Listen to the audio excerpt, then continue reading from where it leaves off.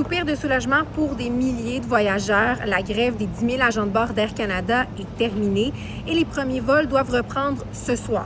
Mais ce n'est pas un retour à la normale pour autant. Voici ce que vous devez savoir. Même s'il y a une entente de principe entre le syndicat et Air Canada, il faudra quand même attendre 7 à 10 jours avant un retour à la normale, à un service complet. Ça veut dire que ce sera encore difficile pendant quelques jours. Il y aura d'autres annulations de vols parce que la reprise sera progressive.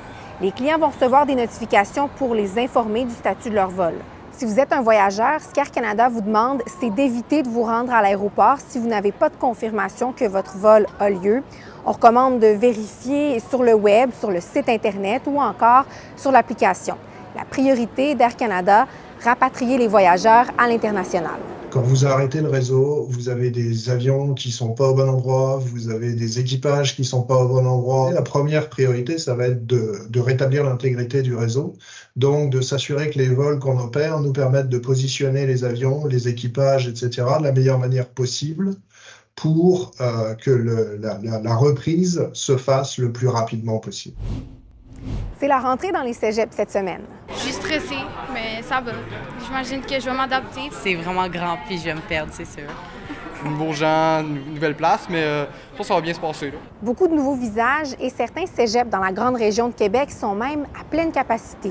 C'est le cas au cégep de Sainte-Foy. Pour la deuxième année de suite, on compte près de 7 000 étudiants en enseignement régulier.